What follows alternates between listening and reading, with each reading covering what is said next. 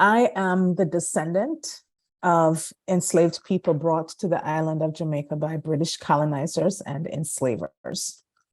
My ancestors were people who were kidnapped, captured, and sold into a system that named them as property owned by others with no freedom to call their own.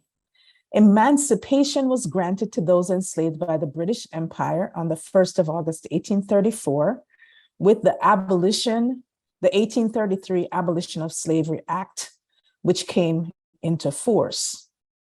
I like to call this first emancipation, when the British decided to free those whom they were using for free labor. And yet, this moment in 1834 was not the end of enslavement, because the freedom granted was conditional and came with a period of apprenticeship, which required those who were freed to continue working for their enslavers for another 4 years without remuneration. On August 1st of 1838, 4 years after emancipation, all former enslaved persons were granted freedom. So that's about third emancipation. But we're going to call that second emancipation. Third emancipation came in the 1960s, when countries that were a part of the British Empire started getting their independence. Prior to independence, these countries were still subject to British rule and influence. And in the aftermath of the legacies of slavery and the greed of colonialism, there are ways in which these countries are still not yet free. Poverty, poor infrastructure, lack of development, and debt are a new set of chains that bind. Freedom has yet been denied. In the layers of chains that bind, and the ways in which the religious and spiritual traditions Africans brought with them through the Middle Passage continue to be met with stigma, suspicion, and marginalization. While these practices are no longer criminalized, the Christian dominant religious context, which was long held as the standard, continues to demonize the African spiritual traditions and even question their validity and authenticity, using words like demonic, evil, dark, and cult to describe them. These practices are not the same across the African diaspora. The African indigenous practices came from many communities, tribes, and regions of the continent. They changed over time, commingling and transforming into the traditions which survived and still exist today. In their book, Creole Religions of the Caribbean, an introduction from Voodoo and Santeria to Obeah and Espiritismo, Marguerite Fernandez Olmos and Elizabeth Parvicini Guibert traced some of the African-derived spiritual practices which they identify as being most pervasive in the Caribbean region. Noting the wide geographic and cultural area, they chose to focus on Voodoo, Santeria, Obeah, Espiritismo, Quimbois, and their manifestations. The survival of the traditions contributed to the survival of the people. The survival of these traditions point to the persistence of the people who held them as sacred and necessary for their living. Creolized religious systems developed in secrecy were frequently outlawed by colonizers because they posed a challenge to official Christian practices and were believed to be associated with magic and sorcery. The emancipation of these traditions is more than the removal of laws from the books. Instead, for me, the emancipation of these traditions is rooted in decolonizing the church and a reframing of the importance of these traditions for those who practice and benefit from their rituals and sacredness. The Conjure Woman and the Two-Headed Doctor are the names given to those men and women who are understood to carry on the practices of these African-derived traditions as leaders. A conjurer includes, but is certainly not limited to, root workers, fortune tellers, midwives, herbalists, hoodoo doctors, voodoo queens, spiritual mediums, persons born with a call or second sight, and others who are gifted with verbal or visual communication with the spirit world. The term two-headed doctor is defined along similar terms and is often associated with voodoo. The Conjure woman and the two-headed doctor are alive and well. They are busy attending to the needs of their communities. Many still visit in secrecy to attend to their spiritual and physical needs. Their existence has been told in the literature of African descendant communities and are present in the writings of authors like Zora Neale Hurston and Toni Morrison writing in the US context, Irma Broadbur and Kai Miller in the Caribbean context, and many others. They have been noted in television series and in the movie industry. And while the portrayal of these characters is not always positive, their existence and power is well known in spite of how this is interpreted. These healers, seers, and spiritual leaders serve a purpose in their communities. While not advertised, if one asks around, they can be found practicing in a variety of ways and spaces. With migration, large urban cities in places like the United States and Britain have practitioners and leaders as well. Their presence is often supported by word of mouth, and those who practice and go to them seem to readily find others who do so to determine where they can go to find a two-headed doctor or a conjurer. The truth is that their presence and practice is not isolated from the Christian community. As has been the case for generations, those who practice the traditions, whether as client or leader, are regular churchgoers. The secrecy and stigma continues to shroud the practices, and yet they have not stopped these practices from surviving all these years through the oppression that attempted,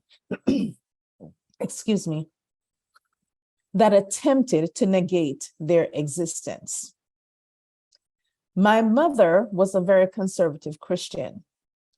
She attended the same church tradition for most of her life. She wore a head covering to church because the Bible said so. Women kept silent in the church because the Bible said so. And for sure, as mentioned before, those who did not know Jesus were going to some hell to be contrasted with the splendors of heaven. My experience and knowledge of my mother began to expand in 2015 when I began to discover the traditions for myself. My mother, it turns out, with all her coverings and layers of Christian conservatism, grew up attending African-derived traditions over the years, and it was something that she kept secret. Now, I'm wrapping up, Michael. Beyond the criminalization and secrecy is the Afrophobia which exists in African descendant communities. For people like my mother, a part of her secrecy and not discussing what she knew was what she was taught about the traditions, which is what she taught us. Diane Stewart defines Afrophobia as the hatred of that which is African and of being associated with things and people African. Stewart's study of African-derived traditions in Jamaica examines Mayal, Obia, and other traditions. She notes the presence of Afrophobia in the African diaspora and on the African continent is Euro-derived.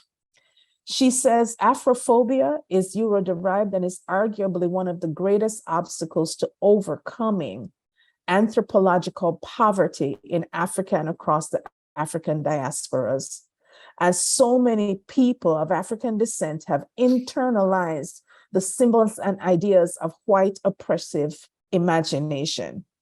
Countless Blacks harbor Afrophobic sentiments that inform African diasporic religio-cultural languages, symbols, and attitudes. Emancipation of the traditions is more than law or visibility. Emancipation has to include a reorientation to a love of people and self, and a recognition of identity that is connected to the African continent. While Black liberation theologies have focused on a variety of issues, including rereading the Bible, recovering the presence of Africans in the Bible, finding liberation for Black people in the midst of racialized oppression and other related liberative practices, the consideration of traditional African practices has not entered the discourse. Instead, Black liberation theologies, with their focus on Christian theology, continues to contribute to the otherizing of African-derived spiritualities and practices. Marcus Garvey said, "We are going to emancipate ourselves from mental slavery, for though others may free the body, none but ourselves can free the mind." The reality is that many are attending church and practicing across African spiritual and healing traditions. The church, as a dominant source of authority, continues to provide a colonial oppressive view of African traditions, which is problematic and steeped in Christian superiority, which defies the ongoing interfaith world in which the church practices locally and globally. The ongoing inability to recognize the value of African traditions is a legacy of colonialism and Afrophobia, which must be addressed as the church continues to name its need to decolonize and eliminate white privilege and racism. Decolonizing of the church includes unlearning and relearning these traditions and their meaning and practices, rather than continuing with assumptions rooted in a missional history which journeyed with colonialism and racism. Thank you. Yeah, Karen, your presentation is too good, and I'm really enriched because I learned about Black theology, and now I learn about the slavery and the condition of the Black people, so on and so forth. But seeing you as a real person, as a real human, though this is through online, but it's like feeling like I'm like face to face with you.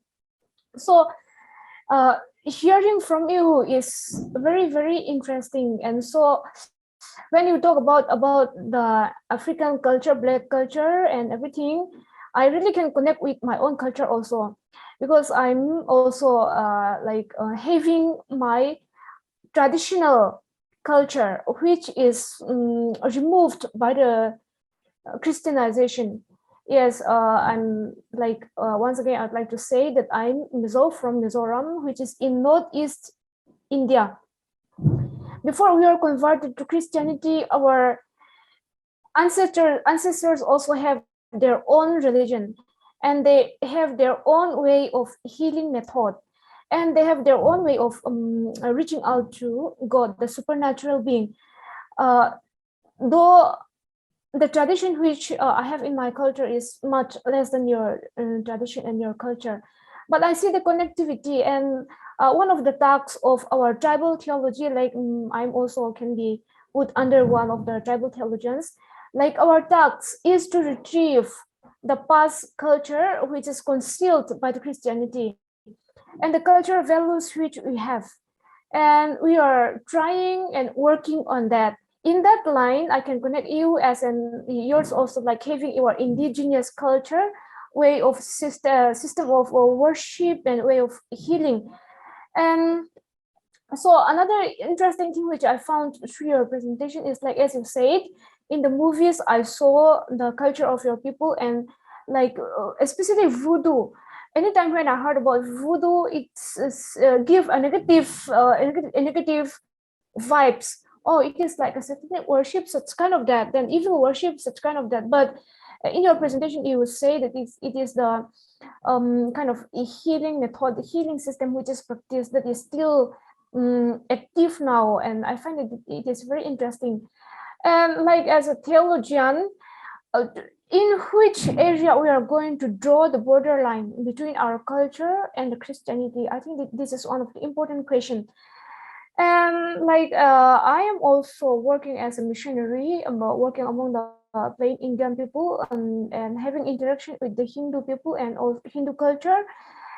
And so I used to think it like as much as we can, we have to accept the culture of people of other faith, including our own culture as a tribal culture or as an indigenous culture. And I think like we have to make the boundary line, and we need to examine our own culture also in the light of the gospel. And I think like we can draw the boundary line, like the practices, if they are not directly connected with the evil worship, which can have a very, very negative impact to the practical life of the living. I think we can put down that one. And if as long as if as long as it is transformable, reformable, we need to reform and transformed in a good way. I think that is how I now perceive about our past culture and our indigenous culture. And taking that into consideration, Karen, like in our culture also, we talk about emancipation. Yeah, and that is another touching thing. Like the emancipation which you are working for is not just ideological emancipation, it is a spiritual and identity and personality emancipation. And I really wish that one day it will reach that one. And I don't know much about South Africa, but according to my